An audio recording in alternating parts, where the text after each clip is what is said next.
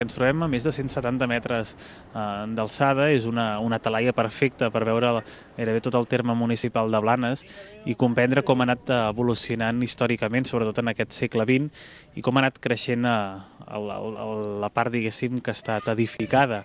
En aquests 17 quilòmetres quadrats que tenim a Blanes, doncs si a l'any 1950 eren uns 6.000 habitants, doncs 20 anys després, el 1970, ja n'eren més de 16.000. És a dir, que la població es va triplicar per 3. I des de Sant Joan és un d'aquests llocs on es comprèn i es veu com va anar evolucionant i com, sobretot, van anar apareixent aquests barris al voltant del nucli històric que van anar a viure molts dels immigrants que arribaven a Blanes als anys 60. Veus el naixement dels Pins a la zona de Sabanell, al fons de tota la desembocadura del riu Tordera, totes les planes de conreu al costat del riu, veus el creixement de la zona dels Pavos, de Can Borell, també de Mas Enlaire, de Mas Florit, de Cala Guidó, tots els sectors que van anar apareixent. Al segle XIII ja hi ha documentació que menciona aquest castell. Hem de pensar doncs, en la importància que tenien a Blanes els senyors, els vescomtes de Cabrera i sobretot la família dels Blanes. Els Blanes eren senyors de la vila i eren subfeudataris dels Cabrera. Ells ja a la segona meitat del segle XIII creen un benefici de 350 lliures per mantenir el culte de Sant Joan. És a dir, que la segona meitat del XIII ja sabem que aquí s'hi feien oficis religiosos, que hi havia una persona nomenada pel bisbe que havia de dir les misses, i també és interessant remarcar que la capella formava part del castell i es va fer fora dels murs de protecció del castell per manca d'espai, no? Perquè no hi havia prou superfície, però la van fer la capella com un equipament adjacent al castell dels Cabrera. Ens trobem a l'interior de la capella de Sant Joan i ens trobem doncs, amb aquestes pintures que va realitzar fa un parell d'anys l'artista, la il·lustradora infantil Pilarín Vallès. I ella doncs, va voler participar en aquesta miqueta de reforma que es va iniciar per millorar l'aspecte que tenia Sant Joan, esperant doncs, que s'hi facin unes obres més importants de restauració i consolidació. I aquí veiem doncs, precisament la vida de Sant Joan Baptista, amb una sèrie d'escenes bíbliques explicant doncs, la història religiosa, però a més ambientades una miqueta en Blanes. I fins i tot un dels personatges més característics de la història de la literatura de casa nostra, com és en Joaquim Ruyra, que el tenim també dibuixat amb un de les seves poesies més conegudes, que és la poesia Fe.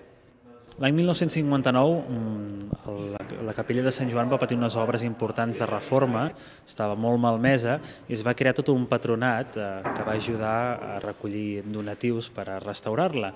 I l'artista de Sabadell, la Maria Teresa Badós, afincada a Blanes amb el seu espòs i molt integrada a la vida cultural del poble, hi va voler participar fent aquestes pintures al fresc que tenim encara conservades actualment, perquè amb les pintures que hi va fer la Pilarín Vallès el que no es va voler és tapar, que quedés, diguéssim, esborrada la seva contribució que va fer a Sant Joan. Tot el treball de ferro forjat que es conserva a l'interior de la capella, com poden ser algunes finestres, també la creu que trobem i fins i tot l'altar, havien estat en la capella privada de la família Toses que tenia a Blanes. Quan va desaparèixer aquesta casa, doncs, aquest material es va poder conservar i la família ho va donar per la capella de Sant Joan.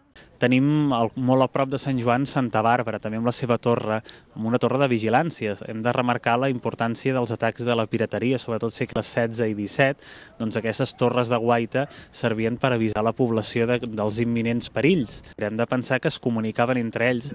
A Sant Joan amb Santa Bàrbara, el castell de Palafolls, que des d'aquí s'observa, també trobem el castell d'Hostalric, el de Montsoriu, a través d'aquestes torres de guaita es feien senyals per comunicar-se, per donar missatges.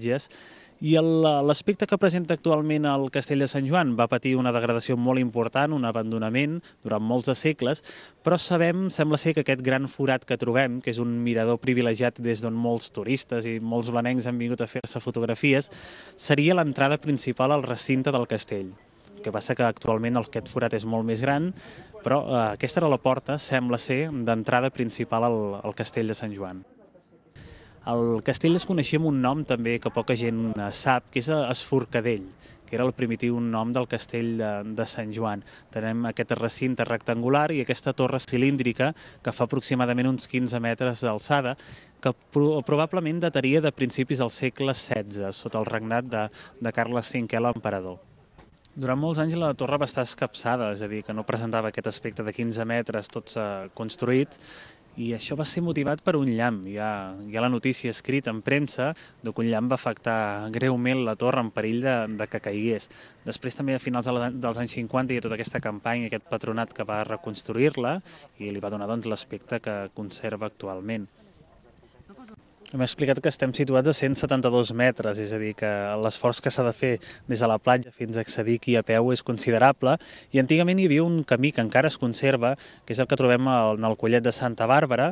Doncs s'inicia aquest camí que passa pel mig del bosc, encara sense asfaltar, és sorra, i que creua tota la muntanya i arriba fins dalt del castell. Quan va començar també tota la urbanització de la vessant, diguéssim, de ponent de Sant Joan, doncs amb la construcció de les cases, lògicament es va fer un accés amb una carretera, trobem també un mirador a mig camí i un conjunt també d'escales que faciliten el pujar fins a Sant Joan.